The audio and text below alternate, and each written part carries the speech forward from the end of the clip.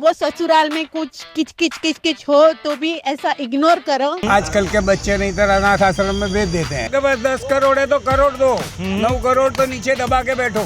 भगवान दांत आले से चावू आल से। Hello good morning. आज मैं संकेत खेलरूकर रिटायरमेंट स्पेशलिस्ट आया हूँ लॉ गार्डन में और यहाँ पे ढेर सारे सीनियर सिटीजन बैठे हुए हैं और मैं आज सब लोगों से कुछ रिटायरमेंट के बारे में सवाल पूछने जा रहा हूँ। राइट सबसे पहला सवाल मैं सर आपसे पूछना चाहूँगा। सर आज आपकी एज क्या है? क्या लगती है? मुझे तो सर 25 साल लग रही है। मुझे तो 25 साल लग रही है। बस वही मानो। Alright, very good. I am 83। Oh wow, that's fantastic sir. Sir मैं बेसिकली एक सवाल पूछना चाहता हूँ कि मैं खुद एक रिटायरमेंट स्पेशलिस्ट हूँ और मैं लोगों के लिए 80-90 साल तक का वेल्थ मैनेजमेंट तो प्लान करके देता हूँ, पर कई बार मुझे मन में सवाल ये होता है कि क्या लोगों की हेल्थ सही में 80-90 साल तक पैसा यूटिलाइज करने तक की सही में बचती है? अरे बहुत बचती है। ओके प्लानिंग करना आना चाहिए। प्लानिंग करना आना चाहिए। Okay fantastic. Provided with you must have money, ये उनका कहना था। सर मेरा दूसरा सवाल बेसिकली आपसे है। अगर मैं आपसे ये कहूँ कि लेट्स से अगर आपको 20-25 साल पहले जाने का मौका मिले तो ऐसा एक कौन सा डिसीजन था आपकी लाइफ में जिसको आप कहेंगे कि वो बहुत ही अल्टीमेट डिसीजन था, बेस्ट डिसीजन था? You have to donate the money, that's it. You have to donate the money. That is fantastic. यहाँ पे सर ये कह रहे हैं कि giving back something to the society, जो सब्जेक्ट मेरे बहुत दिल के बहुत करीब है। ऑलराइट। और सर एक दूसरा सवाल ये है, ऐसा कौन सा एक डिसीजन है जिसको आप रिग्रेट करते हैं और जिसको आप सुधारना पसंद करेंगे? एक कोई financial decision. To have the surplus money. Okay तो इनका कहना ऐसा है कि शायद सरप्लस मनी हमारे साथ अगर रहेगा तो कहीं ना कहीं हमारा रिटायरमेंट और ज़्यादा सॉर्टेड बेसिकली हो सकता है।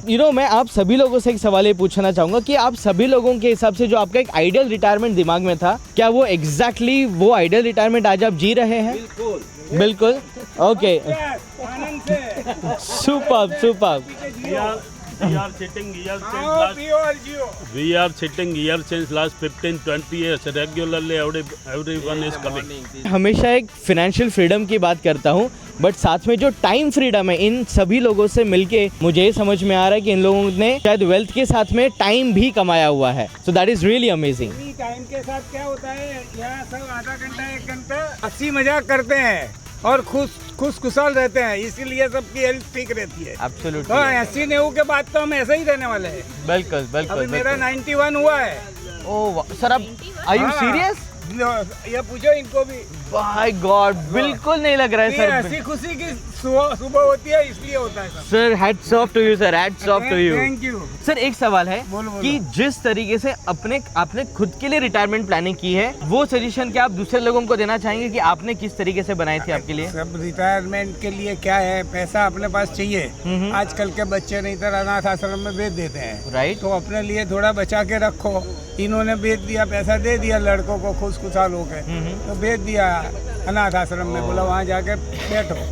तो अभी 80-90 साल के बाद वहाँ बैठे, इधर नहीं मजा करें। सर एक सवाल मैं आपसे बेसिकली पूछना चाहूंगा, क्या रिटायरमेंट के बाद अपना सारा पैसा बच्चों को हैंड ओवर कर देना चाहिए? नहीं करना चाहिए, उनको जरूरत है। समझो आपके पास 10 करोड़ है तो करोड़ दो, 9 करोड़ तो नीचे दबा के बैठो। बिल्कुल। तो आपका पाँव दबाएगा, पैसा दबाएगा, आपको सारी इज्जत देगा, नहीं तो पूरा ले जाएगा। जाओ। करेक्ट। आज का जमाना ऐसा है, देखा नहीं है रेमंड वाले का क्या हाल हुआ? रेमंड वाले के उसका आपके पास 50,000 करोड़ वाला नीचे भीख मांगता है बेचारा। करेक्ट। तो पैसा दे दिया तो यही हाल होता।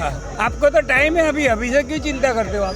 सो मैं बेसिकली रिटायरमेंट स्पेशलिस्ट हूँ और मैं लोगों को मैसेज देता हूँ कि उनको अपना रिटायरमेंट प्लान क्या करें। Absolutely sir. पैसा है हमारे पास 25-30 करोड़, दे दूं बच्चों को?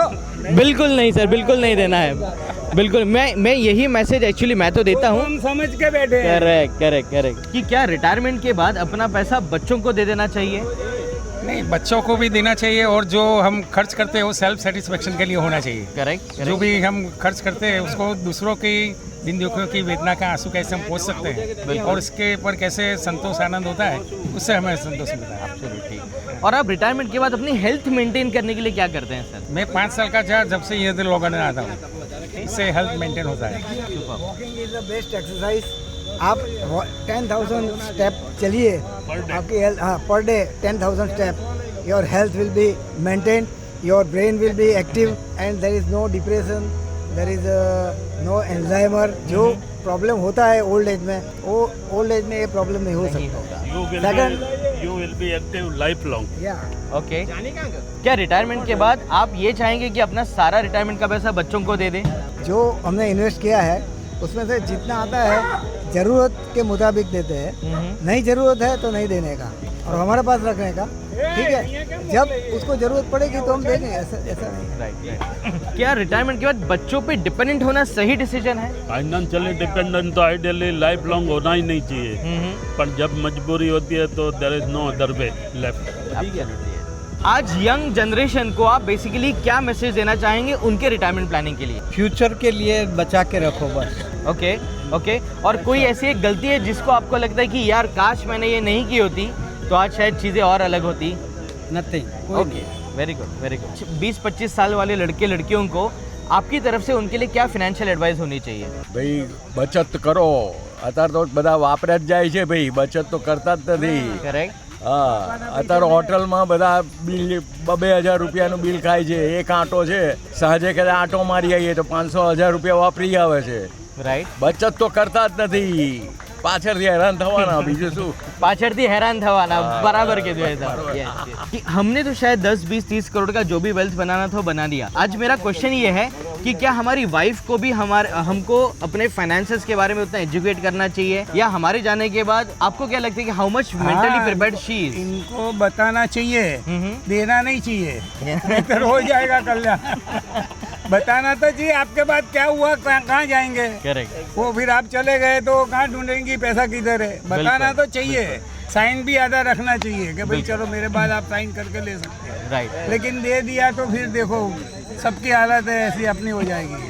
whatever we have saved, whatever we have invested amount in different avenues, we have to inform him. हाँ बट देना नहीं चाहिए। नहीं वो मांगे तो देने का। Okay okay If he want to start up, then we have to help him. Okay That's all. Okay okay और एक बहुत ही इंटरेस्टिंग सवाल, आप सभी लोगों का विल प्लानिंग के बारे में क्या कहना है?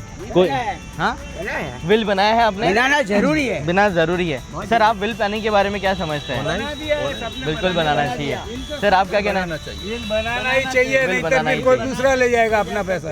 एब्सोल्युटली अपना पैसा अपना बिल बनाओ, बना के सबका नॉमिनेशन में जिसको देना है उसका नाम लिखना चाहिए। पर रिटायरमेंट के बाद व्हाट डू यू थिंक, हमारा जितना भी पैसा है क्या हमको पूरा का पूरा बच्चों को हैंडओवर करना चाहिए, या अपने लिए भी कुछ रिटायरमेंट के लिए बचा के रखना चाहिए? नहीं, अपने लिए कुछ रखना चाहिए, क्योंकि बच्चे लोग बाहर रहते हैं, राइट? तो वो लोग भेजे ना भेजे तो अपने लिए तो रखना चाहिए। रिटायरमेंट के बाद आपको लगता है कि बच्चों पे फाइनेंशियली डिपेंडेंट होना सही बात है? नहीं है, लेकिन कभी कभी क्या है, अपनी लाइफ इतनी टफ होती है ना, तो हम लोग अपने लिए नहीं बचा पाते। 20-25-30 साल वापस पीछे जाने का मौका मिले तो आपकी लाइफ का ऐसा कौन सा डिसीजन होगा जिसको आप शायद सुधारना पसंद करेंगे? फाइनेंशियल में तो ऐसा है कि अभी देखो सब गर्ल्स अभी अर्निंग कर रही है, तो मुझे ऐसा लगता है कि हम भी पीछे से अर्न कर रहे होते ना, तो हमारे लिए हमारा पावर और बढ़ता। Correct. और वो जीने के लिए पावर चाहिए ना, तो पावर में पैसा ही है। और यंग गर्ल्स को आप क्या मैसेज देना चाहेंगे? आप लोग जो बढ़ते हो, बड़े रहो, वो ससुराल में कुछ किच हो तो भी ऐसा इग्नोर करो और आप अर्न करो और खुशहाल रहो। Absolutely absolutely. Thank you very much ma'am, thank you very much ma'am. तो आइए फिर करते हैं रिटायरमेंट की बात।